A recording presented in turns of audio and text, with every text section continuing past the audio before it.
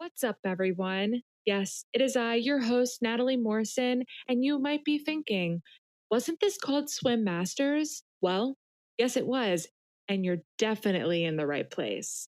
We decided that we wanted to give the podcast a bit of a makeover, and we're so proud to introduce to you Revoicing the Future, a Women of NAM podcast. Don't worry, it's still the same content, still the same hosts. We just wanted to take this to the next level.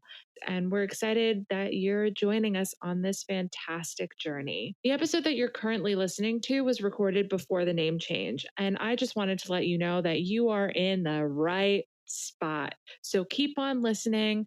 Be sure to subscribe and stay tuned for all new episodes of Revoicing the Future, a Women of NAM podcast, coming soon.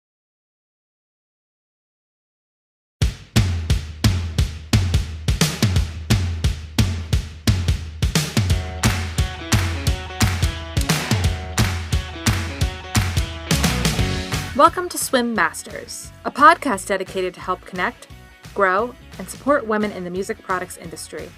I am your host, Natalie Morrison. The Smart Women in Music Fund was established in 2018 by Robin Walenta, Dee Dee Hyde, and Crystal Morris to expand diversity, inclusion, and support for women in the music products space. Twice a month, I will sit down and host virtual conversations with various women across our industry to help foster mentorship and growth. Now, without further ado, let's dive in.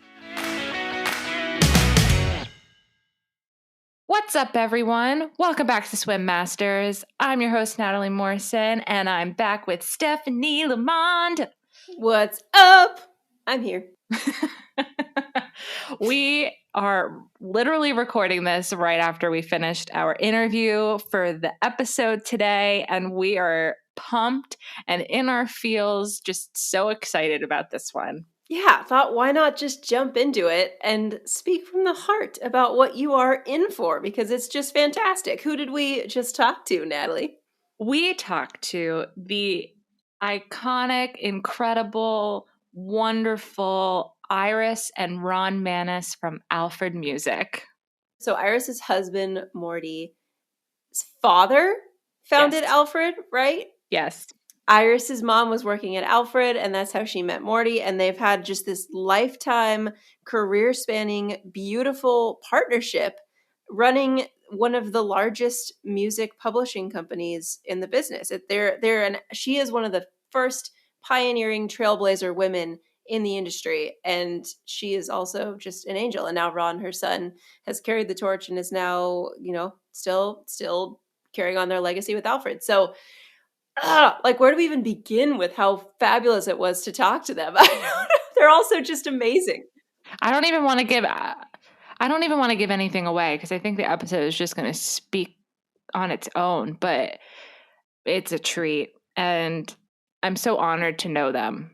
I think that's what I'm going to say. I'm truly honored to know them. They're such incredible supporters of Swim and the work that that this organization does, and they have such a deep love for music education and making sure that our students and our kids have access to music and learning instruments. And it was a truly wonderful experience to be able to talk with them about their lives in this industry. Totally. I think it's just, you summed it up so well. It's just it's so nice to know that they exist and have existed. And I think the industry that we love and are so familiar with is that way, partly because the Manuses are in it. So thank you to them and to the whole Alfred family. And we're so grateful we were able to talk to them. And I'm so excited for you all to hear their story. Yeah, so with that said, I don't want to tease this conversation any longer than we already have. Hype it up. Anyway, without further ado, here is Iris and Ron.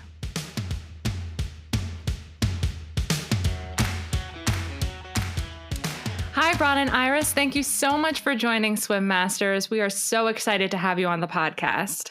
And we're very excited to be here. Yeah, it's awesome. We're really excited. Thanks for having us. First, I just wanted to thank both of you for your tremendous support for the swim organization and the mission. And we're really grateful to have you guys as members. Awesome.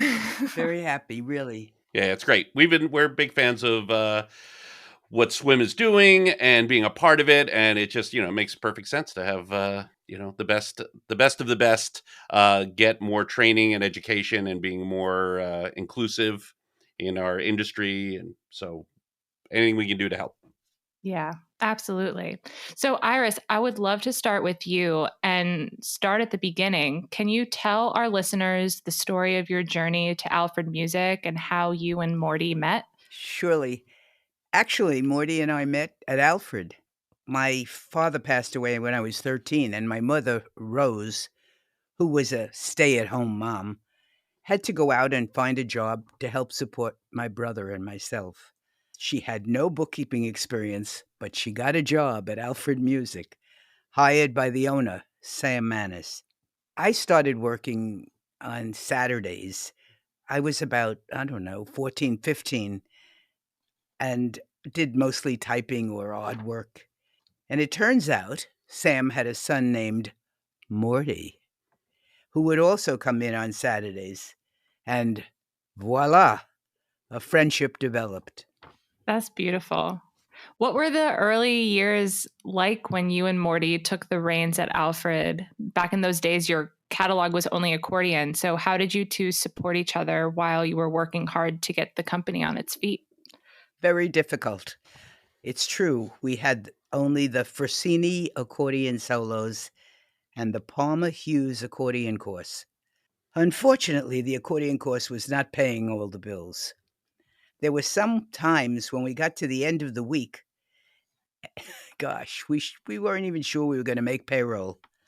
Morty would pace around waiting for the mail to arrive, and then we would gather the mail together and he would rub the envelopes. This is so true. It sounds like a joke, but it's true.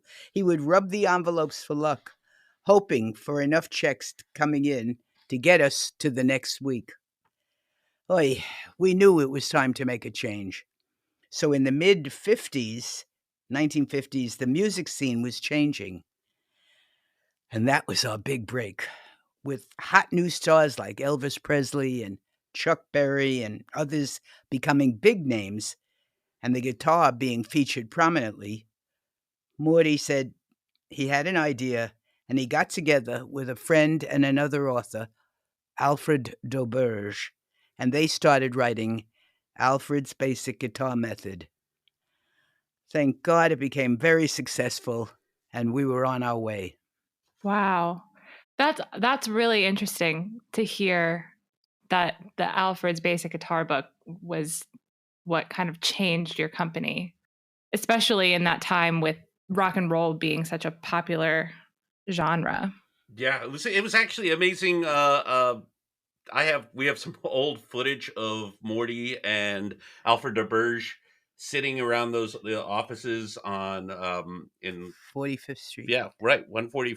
145 West 45th Street, Manhattan. Yeah, and so we've got like old 16 millimeter footage of them sitting with the guitar. I still have that guitar. It was a Guild guitar, a Guild acoustic guitar, and still plays great. And yeah, they just started like applying all the educational skills they had to the guitar and trying to figure out the same sort of way they would introduce music on the accordion and have it be educational and then apply it to this new instrument. And Morty was a sort of a beginning guitarist, and so it was great working. Alfred Dauberge was a much more serious musician. And then Morty would say, "Hey, but it's hard to do this with my fingers. Is there another way we can do it? And let's avoid using the little, the pinky." And they sort of came across this magical method of teaching with Alfred's Basic Guitar. It's been a huge hit. We've obviously made a lot of revisions to it over the years. With Ron. Yeah, I became co-author of it in the early 90s when I joined the company and said, okay, we got to make some changes. to bring it up to current. But it's, that book is still, to this day, is one of our best selling books, and it, structurally, it still sort of teaches in the same manner that it originally did in the mid 50s. That's awesome, especially now with the guitar boom due to the pandemic. Yeah. Everyone's trying to learn how to play. Right. It's great. It's a great instrument because it's so handy, and yet it sounds really full and great. So yeah. The guitar has been a really important part of our history and continues to be.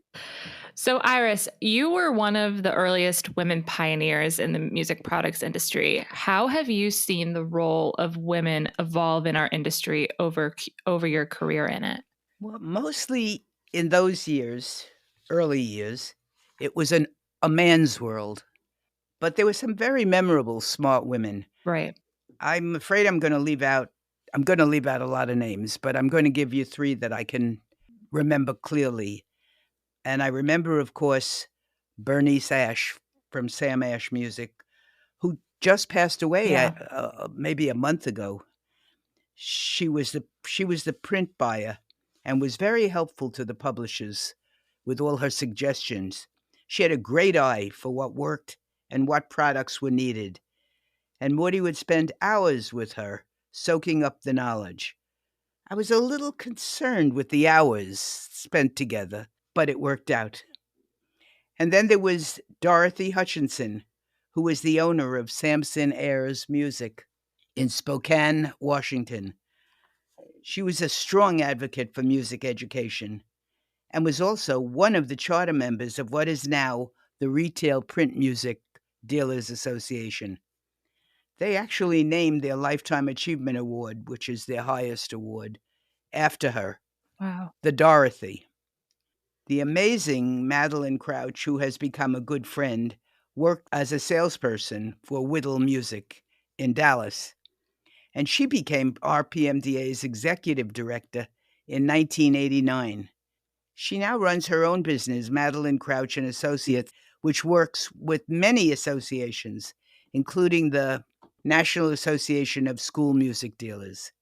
And there are some great young, compared to me, everyone is young, women leading the charge now that I love and look forward to watching them grow.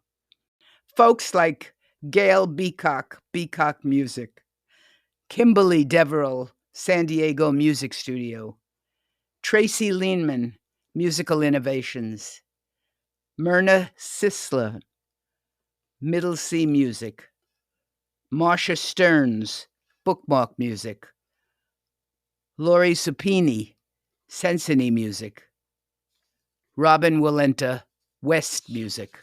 Oh, I'm not going to lie. I got a little emotional hearing all those names because it's so powerful and it makes me so happy just because all of these women are so incredible with everything that they're doing for the industry. So I did get a little emotional, I'm not going to lie. Well, thank you. Sometimes I think during this terrible time we've all been suffering through with the pandemic, you have to be very brave to have your stores open and then close and then open and then close. And you have to come up with ways to make a living. Yeah. And I'm very proud of most of these women. They've all come up with one way or another to survive. And it's so interesting too, because, and I've said this a bunch of times, there's no roadmap for what we're going through.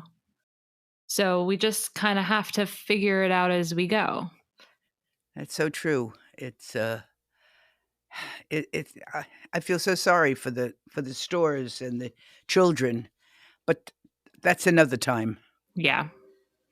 So what was it like to have such a beautiful life and career spanning relationship? In what ways did you and Morty complement each other running the business together? Hi. This is bringing back very many happy memories for me. So thank you. We did have a good life. Even the hard times are memorable. Morty was the music man, and I was the Jack, or should I say Jill, of all trades. We both loved the parts we played. Morty was a great editor. He really was a great editor and made sure every book he worked on was the very best. I was the people person. I'd check in on the staff, be the office eyes and ears to see what was really going on, and make sure our staff was happy. Morty felt they spent more times in the office per day than they did at home, and he wanted to make it as happy a place as could be. And they worked hard. We've been lucky with the people we've hired. I would also coordinate our travel and make sure we had meetings with the right people.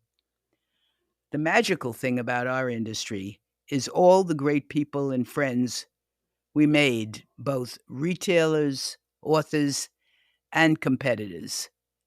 We had some of the best in the business. Thank you for them.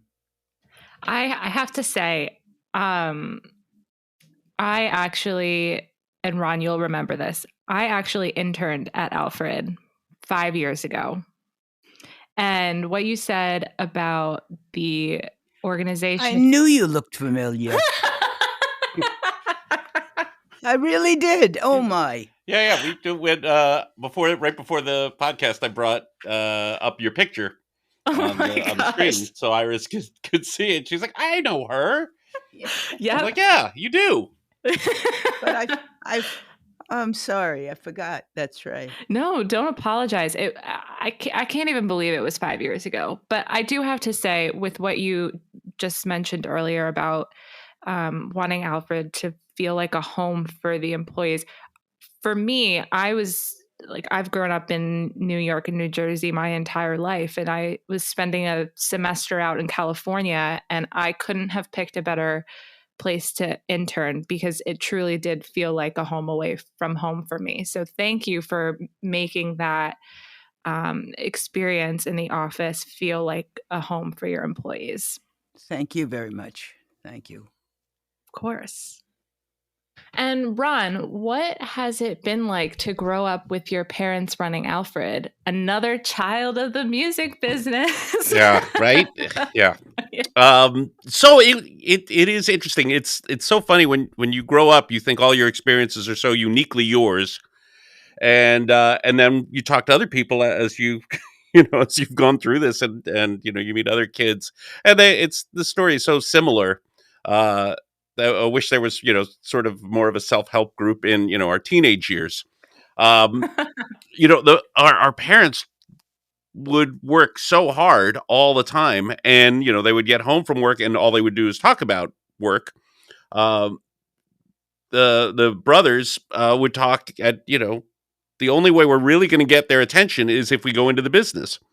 The employees were really their family, and it really was a thing to try and get attention away from the business was hard. I mean, we did do vacations and trips and stuff, but it was always there. The family business, and we'd be in the back seat sitting with as they're taking bankers to the train station, and Oh my gosh.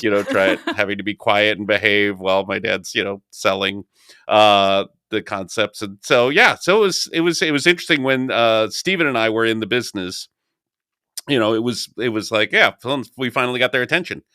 And it it sort of made dinners more interesting too, because we all actually could talk about the same things, and it was just always just seemed natural and good. It sounds kind of strange when you say it aloud, but like we need a self-help group, but we loved it, and we love what we do. It's amazing because the space that Alfred is in and that we've always been in is just about music education. It isn't about Right. print books. It isn't about anything else other than how can we help music education and be, an addition to and make things better and easier. So that sort of, it's easy to kind of feel passionate and excited about working on that on your, weekends and evenings. And so, yeah, that's been our life is about how do we make music education more fun, keep people playing longer, and help them experience the joy of making music. I love it. Ron, you also originally started with the recording engineering focus. What was it about publishing that hooked you to make the move to Alfred after you tried it? So I love I love music. It took a while for me to find the right instrument. And I'm not sure. I think really the right instrument for me is the recording studio, because I started on trombone, but my arm wasn't long enough, and and so then we have photos up in the office with me in my early trombone days, and then they switched me to trumpet, and I didn't like that, and then I played clarinet for 2 years, and the clarinet's great, and then I went to piano, and nothing really worked. And having your dad teach you piano is brutal. I think for him as much as me. Oh yeah, my mom was like, "I'm not," because she was a piano teacher, and she's like, "I'm not teaching you the piano. I'm getting you a teacher because you're going to hate me." Right. I think their expectations are way too high, and so Yes. they gave up on me, and that was great. And when I was in seventh grade, I took at public school at Emerson Junior High. There was a class, group guitar teaching, group guitar class. I can't speak all of a sudden. That was good, and it was actually not using a book that we published. It was Jerry Snyder's basic instructor, and I learned to play guitar in that class. That got me started, and then we went to private instruction after that, of course, using Alfred's basic guitar and other books. But that's where I started to finally feel like, okay, I found something that I like and that I fit in. It kept me in school. It kept me excited to go to school, which now I realize, how important that is in the music education, uh, system, is to having some reason to actually show up at school and want to Right. attend is really powerful. And it got me out of trouble because, I was at the point, we just moved to LA. I was overwhelmed by the size of the school. I was not behaving well. And, it's hard to do this interview with my mom sitting next to I me. was just going to say, But I was some hanging of out with these. the wrong crowd. And so, finding the guitar really gave me a place where I fit in, and it gave me self-esteem, and things really changed, and so that was a big part of the change. And so then I wasn't, I love guitar, I love playing guitar. I'm just not that good, and there's so many great musicians, and I loved arranging and arrangements and listening to why songs sound the way they do. So I got really excited about the recording studio. I was in one of my bands, and we went into this 8-track recordings, reel-to-reel recording studio, and that was just the best day. And I thought, that's what I want to do. So I started looking for colleges in 1981. Um, that would have a program where I could learn more about recording. And San Francisco State, John Barsotti ran the audio department there, and inside the Bachelor of Arts broadcasting, in the broadcasting, you could get a sort of an audio and radio emphasis in your broadcasting Bachelor of Arts, and that's what I did. And so I went to school there for like 6 years and got a degree, and then came back and worked in a recording studio in LA, which is it had, because it was originally Marvin Gaye's studio, and then it Ooh. changed hands, and it was called Kren when I worked there, which was a combination of Chris and Ken, the two owners who had bought the recording studio in the mid 80s.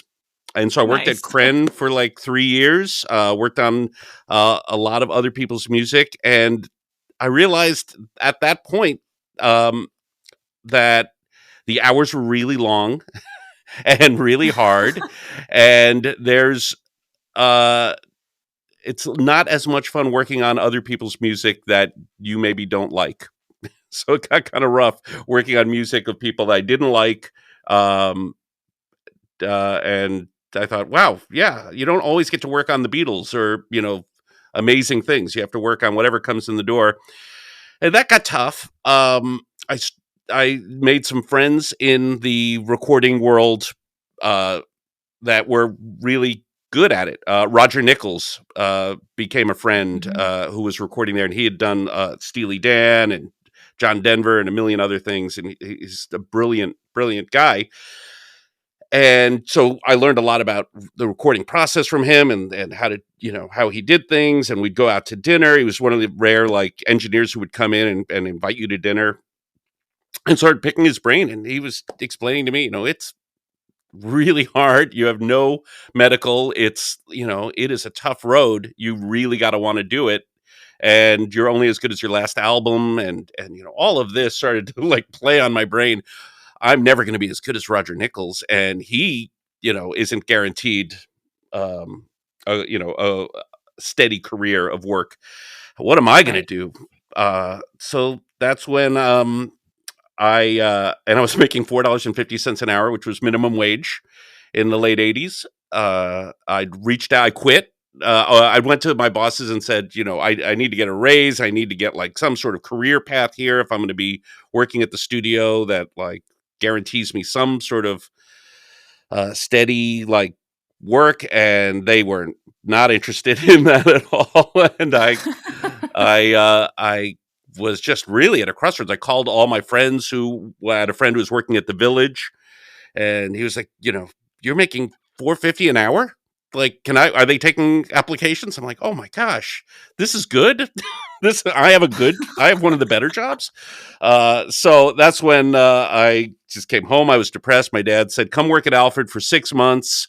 It'll put some money in your pocket and give you some self-confidence while you buy time to figure out what you want to do with your life. And it's 31 years later, and I'm still trying to figure out what it is that I'm going to do after Alfred. I started in the sales department and started talking to the retailers, and it was such a great job. These people are the salt of the earth. It was just all these people became my friends, and they're lifelong friends.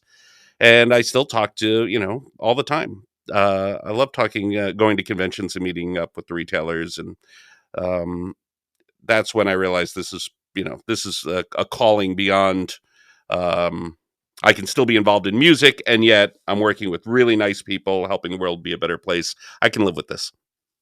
Amazing. See, sometimes you don't search for it. It just kind of happens. Yeah. And and what's great is now I have the home recording studio where I can actually do what I want and work on the music I like, and work with friends and, pick and choose. Circle. Yeah, I know. And the amazing advances in home technology for being able to record in your home. I wouldn't have been able to do this in the mid 80s, right. When you needed to have, a 2-inch machine that weighed, a ton. So Alfred is about to celebrate its centennial, which is an incredible milestone. And Ron, you also just received a Believe in Music Week award, so congratulations. But within these past 100 years, the music publishing industry has changed drastically. Iris, what do you hope to see for Alfred's future and the future of the music publishing industry over the next 100 years? Well, I think the key thing is to keep fighting for music in the schools, and the support for music advocacy. Every child deserves the right to have access to a quality music education. The industry is always evolving, and I am excited to see all the new ways people are consuming music. Alfred has always been at the forefront of the changes, and with smart music, it continues to lead. Love it. I can't believe it's 100 years, too. Yeah. Make sure that everybody knows the 100 years is not my age. Noted. Yeah. That's hilarious. Yeah, so 1922. It's really crazy because finding over the last last 15 years or so, I started looking into our history to try and find more information about it. Sam, who started Alfred in 1922, had a stroke in the late 40s, early 50s. Yeah, in And the middle of the 40s. yeah, and so Morty was thrown in, right out of college. Morty, The day he graduated. the day he graduated, he started at Alfred. He Wow. fought in World War II, was in the Air Force at the very end. Never went overseas, but that enabled him actually to get a degree at Brooklyn College. No. No. CCNY. Oh yeah, CCNY. Right. City College of New York. Right. He was from Brooklyn. Hey. There you go. So he graduated from there with a business degree and was thrown into Alfred pretty much the minute he graduated, and then Wow. had the stroke, and so there was no real transfer of information.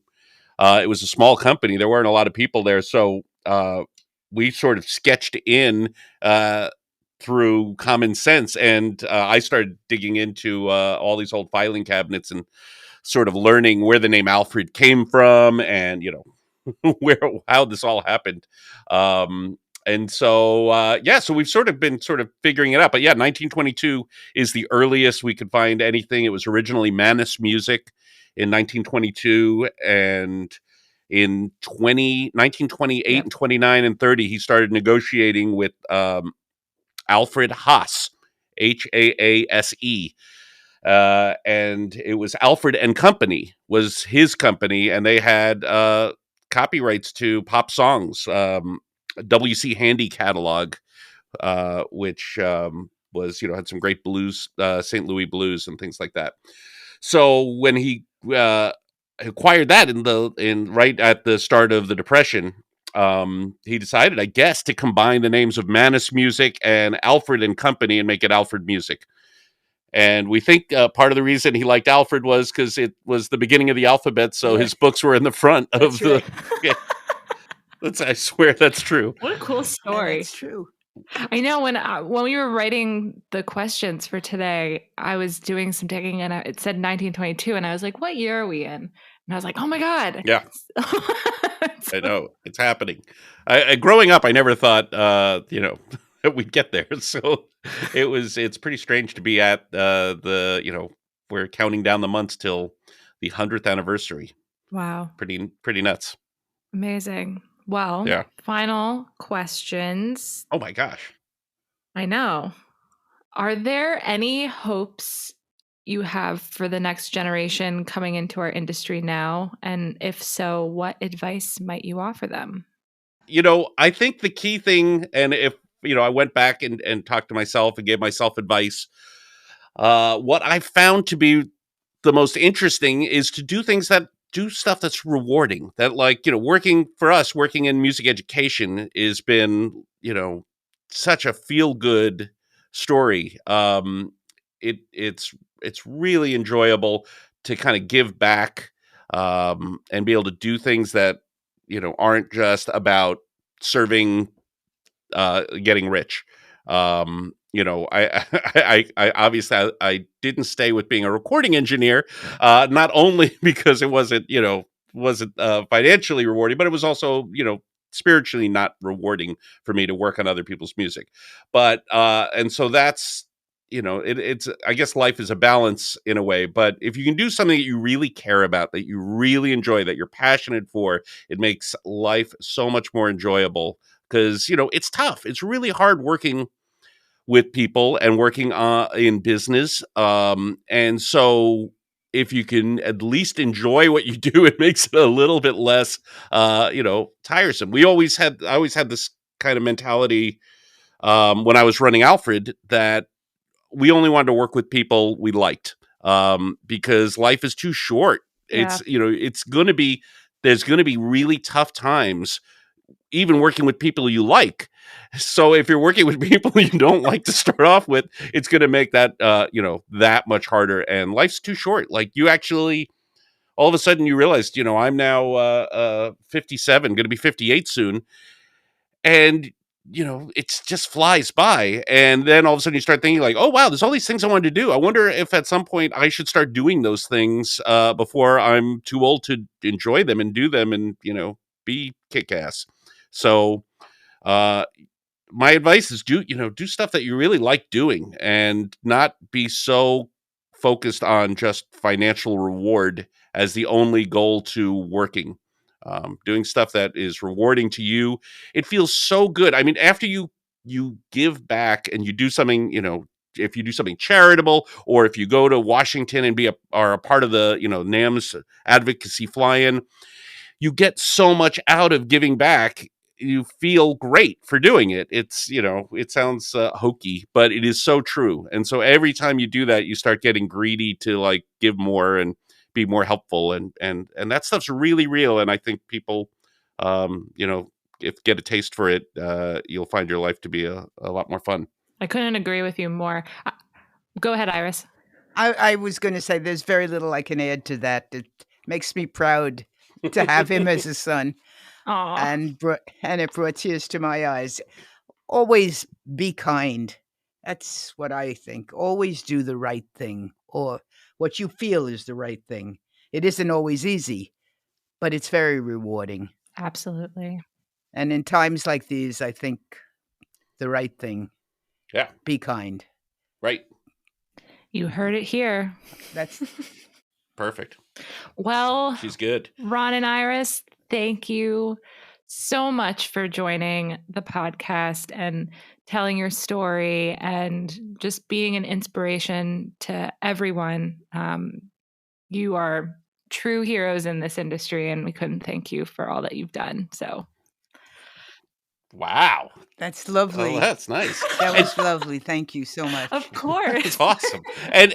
And thank you for doing this. I mean, it's great to see, the swim masters you have on your site, all those names, and to capture that and to have these conversations where you're talking to these people who are, some are really legendary at this point, and to be able to capture their thoughts in conversation.